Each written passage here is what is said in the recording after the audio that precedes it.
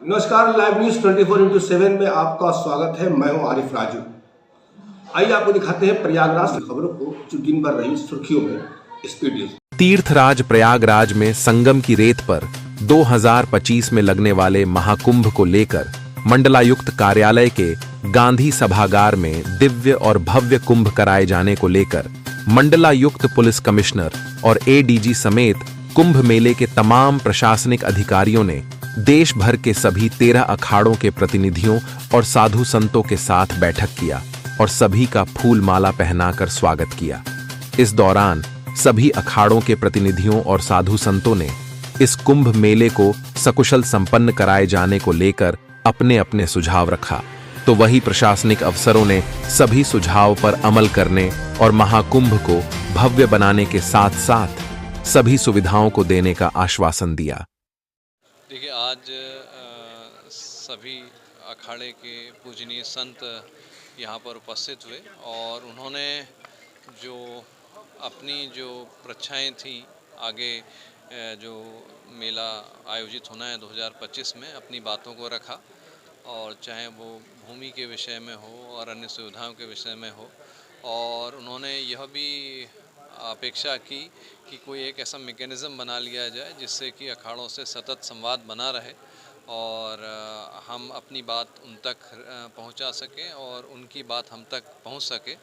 तो हमने इस तरह का मैकेनिज़्म तैयार कराया हुआ है। अब आगे इस तरह का मैकेनिज़्म के आधार पर ही उनसे वार्ता की जाएगी और उनका मार्गदर्शन लिया जाएगा।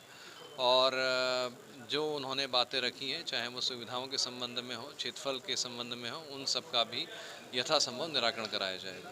प्लास्टिक मुक्त रहेगा किस तरह से? ये हमारे माननीय मुख्यमंत्री जी की भी परिकल्पना रही हुई है। वो प्लास्टिक मुक्त मेला और प्लास्टिक मुक्त प्रयागराज के बारे में हम सभी अधिकारियों को निर्देश दे चुके हैं।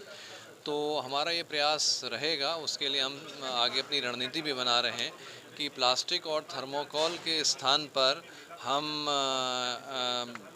ये मिट्टी के बर्तन और जो एनवायरमेंटल फ्रेंडली कपड़ा आदि और जो इस तरह का जो बांस के चीज़ें क्रॉकरी रहती है उसका प्रयोग करें। और सभी संतों से भी और सभी जो हमारे श्रद्धालु आएंगे उनसे भी हमारा अनुरोध रहेगा और एक व्यापक आंदोलन यहाँ पे चलाएंगे कि जिससे यहाँ पर आएँ, माँ गंगा से आशीर्वाद प्राप्त करें और उनको धन्यवाद ज्ञापित करें, उनको प्लास्टिक के रूप में गंदगी ना सौंपें। घाटों का निर्माण चल रहा है, कोई समय सीमा निर्धारित है? जी, घाटों का निर्माण चल रहा है और अच्छी गति में निर्माण चल रहा है, रात्रिकाल में भी निर्माण चल रहा है और हमारा प्रयास रहेगा कि हम और इसको कराएंगे, दिन रात काम करा के। 31 अक्टूबर और कुछ काम रहेगा तो 15 नवंबर तक सब कार्य पूर्ण हो जाएगा। कितना नुकसान की आशंका है? देखिए, अब हम लोगों ने जो काम यहाँ इस लेवल पे ले आए हैं कि जो बाढ़ जो उस लेवल तक नहीं पहुँचती, हम वहाँ पे काम करा लें और अगर आवश्यकता पड़ी तो हम 3 शिफ्ट चलाकर भी काम करेंगे। अभी 2 शिफ्ट चला के काम करा रहे हैं और अगर आवश्यकता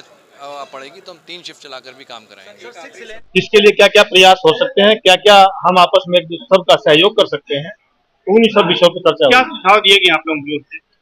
हमारी तरफ से सुझाव दिए गए कि जैसे एक तो पार्किंग पिछली बार बहुत ज्यादा दूर थी, श्रद्धालुओं को बहुत दूर से आना पड़ रहा था, तो थोड़ा उसका भी ध्यान रखा जाए कि बहुत ज्यादा उनको दिक्कतें ना हो और पार्किंग थोड़ा और नजदीक हो।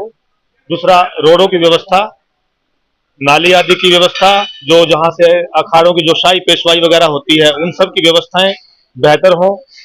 और मेले के अंदर कुंभ पर्व पर पॉलीथीन आदि जो अतिरिक्त मात्रा में, जो ज्यादा मात्रा में जो उसका उत्सर्जन होता है, हम लोग भी सभी अखाड़े मिलजुल करके कोशिश करेंगे कि हमारे यहाँ किसी पॉलीथीन आदि का उपयोग ना हो और प्रशासन भी इसका ध्यान रखे कि कुंभ को पॉलीथीन मुक्त किया जाए, ताकि गंगा आदि जो हमारी पवित्र नदियां हैं वो सब साफ रहें और जो गंगा जी में आने वाले जो नाले हैं उनमें जो पड़ने वाला जो पानी है वो ट्रीटमेंट होकर के बेहतर ढंग से उसको साफ करके प्यूरिफाई करके तभी डाला जाए, क्योंकि ये श्रद्धा का विषय है। और जिन देशों में नदियों को माँ भी नहीं माना गया, उन देशों की नदियां भी हम लोगों से साफ है। हमारे यहाँ तो गंगा को माता कहा गया है, तो उनकी सफाई की तरफ विशेष ध्यान कैसे करें। दिन भर की महत्वपूर्ण खबरें देखने के लिए लाइव न्यूज 24x7 को लाइक और सब्सक्राइब करें। स्पीड न्यूज में फिलहाल इतना ही। अगले स्पीड न्यूज में आपसे फिर होगी मुलाकात। तब तक मुझे दीजिए इजाजत। नमस्कार।